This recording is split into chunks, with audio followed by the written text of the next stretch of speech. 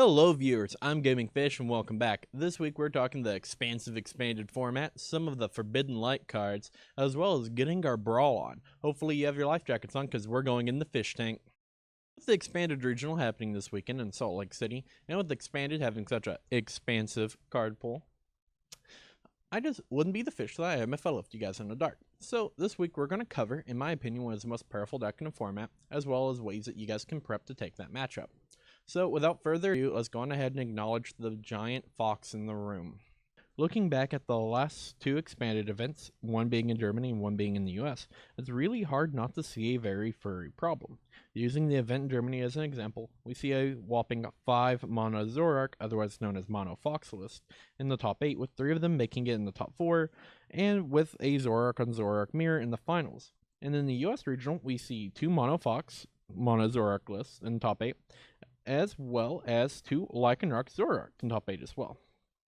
Both these lists play very similarly, using Zoroark GX's broken ability to discard any card in your hand to draw 2 new cards, and then using either Zoroark GX or another attacker to apply immense early game pressure while tearing through your deck and using disruption supporters like Gethys and Hexmaniac. The difference in the list is one is playing Lycanroc GX.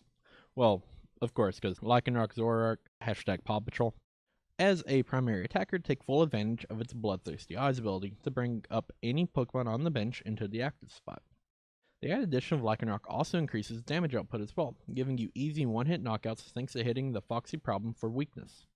While Mono Fox is going all in on Zoroark, being a very Foxy themed deck, playing the Zoroark from Breakthrough and the Zoroark from Black and White.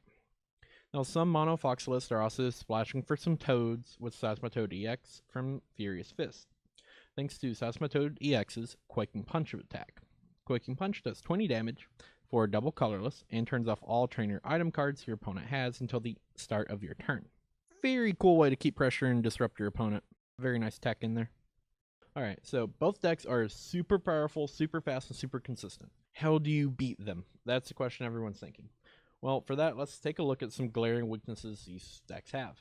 The first of which is the over-reliance on Zoroark GX's trade-in ability as the sole source of draw power, thanks to many builds only playing colorless as its only real draw supporter. So being able to lock them out of abilities with either Garbodor, or if your deck is also super reliant on like other abilities, like say if you're also playing a Mono Fox deck, you can loop Hexmaniac over and over again.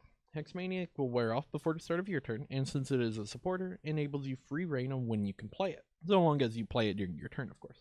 Next is the reliance on having both players have a big bench, since most Mono Fox and Paw Patrol lists feature a very thick Skyfill count, and since colorless allows them to shuffle in and then draw equal to the amount of bench Pokemon, so being able to control their bench is a must. You can do this by either disrupting Skyfill with your own stadium cards, or by attacking their bench with Lycanroc GX and other cards. But in my opinion, the best option is Parallel City. This is a stadium, so it gets rid of Skyfield. It also has an amazing half that limits your opponent's bench space to 3. So even if they have the extra copy of Skyfield or a copy of Field Blower, you can get the immediate impact on your opponent's bench. And if they have to waste that Field Blower to hit just your Parallel City, they can't hit your Floatstone that's going to be on your Garbodor in the future. Hopefully this helps you handle the very Foxy problem that's plaguing the expanded metagame right now. So, Forbidden Light hits store shelves this Friday, and in celebration, we have our top 5 cards from the set. So, let's go on right into that countdown. First up is Malamar. This is 90 HP Stage 1 Pokemon, has a retreat cost of 2 and a weakness to Psychic. This Pokemon does an amazing thing for Psychic decks by giving them the much needed energy acceleration they needed thanks to its Psychic Recharge ability.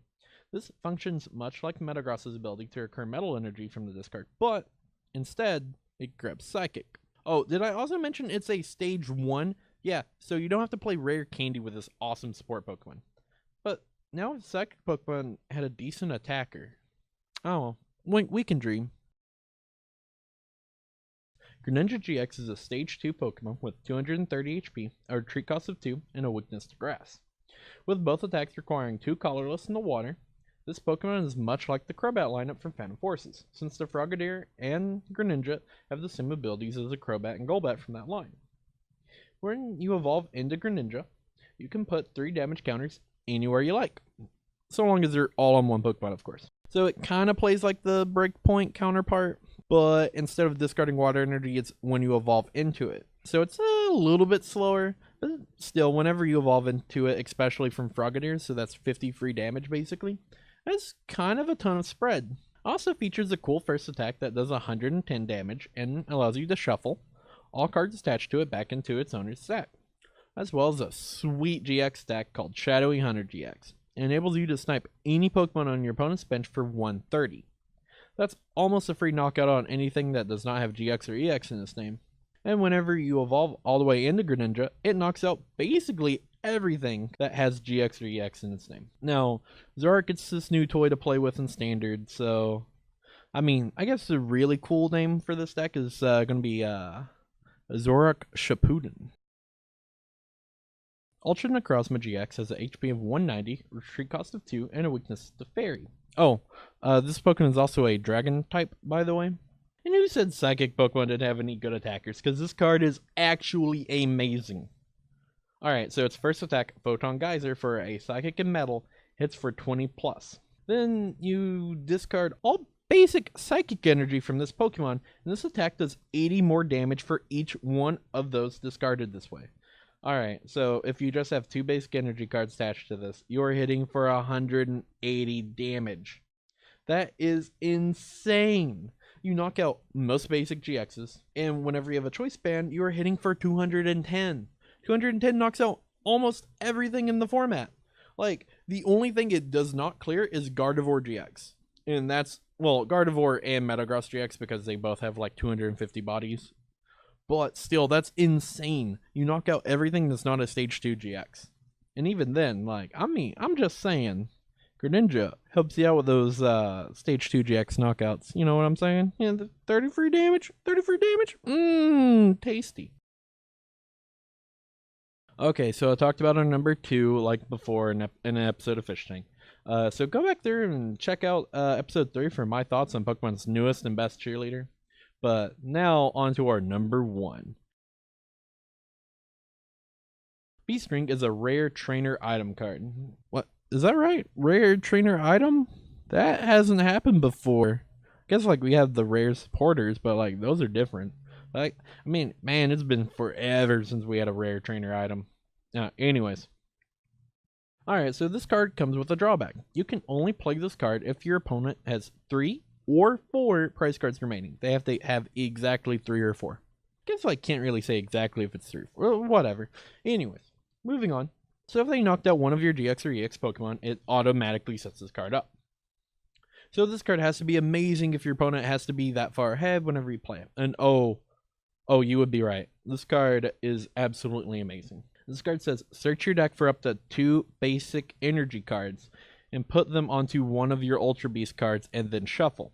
This card is the best max elixir ever. So this automatically enables your Buzzwalls on like your turn. So your Buzzwall GX, you play your Beast Ring, whatever, grab your 2 basic fighting energy, slap those onto your big old bug, and then you go, oh, strong energy for turn. You can use its good attack automatically. And that's for nothing. That is a single item card. You can punch for insane numbers with this in Diancie. God, this card is busted. Buzzwall's busted. So I just want to remind our fighting type overlords that, as an aspiring YouTube personality, I can help further their influence. So the first ever Brawl event fired on Magic Online last week. And, well, it was 1v1, and if you were hoping for 32 different flavors of ice cream, well, you were close, you got 2. You have Brawl, Chief of Compliance Berry, as well as Galta Primal Hunger Mint. Those were the only 2 decks in top 8, as well as top 16. I wouldn't say 1v1 is solved, I would say it's more like broken and demoralized. So whenever you're not playing 1v1 and you want to play in Brawl in what I think is supposed to be played in a group setting, then our resident evil genius Kyle Hintz has the answer for you in the sweet Giora Captain of the Weatherlight control list. Yeah, control, not combo. So there's a ton of cool things going on in the deck. Giora allows you to like pull ahead and draw a bunch of cards thanks to playing a ton of legendary spells in the deck. Mara Conjecture, along with Expel from Orska or Blink of an Eye, allows us to return 2 instants to our hand and then bounce it back. If the game drags on, we are able to combo this with Fight with Fire to fireball everyone out of the game. I know that's what I really like doing in Commander. fireballing everyone. Pew, pew, 40 do, pew, boom. I feel like Godzilla. And Squee allows us to not only cast our legendary sorcery spells, but also draw cards whenever we have Zoroark in play. So it's like a free draw engine. Really cool, really unique. So we are control deck at heart, but the game plan is to keep ourselves alive long enough to burn the table out, and if that doesn't work, we will just have to resort to, every good Blue Mage's backup plan. Steal everyone else's spells. So this deck features Jaya Ballard Planeswalker, which is super cool. One of my favorite Planeswalkers, by the way. I mean, I like the spell slinging commander, so she plays very well with all my playstyles. I don't know if you've ever used Jaya Ballard's ultimate and then cast Jaya's Multilating Inferno, but if you haven't, you need to hurry up and do so because it feels absolutely perfect. Pokemon TCG's newest set, Forbidden Light, hits store shelves this Friday, and if you would like to purchase any of these sweet cards that we talked about here on the show, you can find them all right here at cholento.com. Celebrate Cinco de Mayo all week long with discounts on over 600 card singles and sealed items for Magic Gathering, Yu-Gi-Oh! Pokemon, HeroClix, and more. Attention Duelists! Yu-Gi-Oh! Has its first big booster release of the year with Flames of Destruction. Get card singles for Flames of Destruction today. Flames of Destruction closes out the first dueling season of the Yu-Gi-Oh! V-Reigns era with a bang. This is a 100-card booster set. Will shake things up with a new cards for established deck themes, a brand new Leak Monster theme that can be played as its own deck or spliced into existing strategies, the return of the Elemental Lords, and oh, so much more. Woo! Well, that's all the news for this week, guys. I'm Gaming Fish, and this has been the Fish Tank. Tune in next week whenever I go over the Salt Lake City deck list and see whether or not Fox truly is the most dangerous game, as well as the April 2018 ban list. Why do you mean it's May? It's not April anymore? It's May? Really? It's May.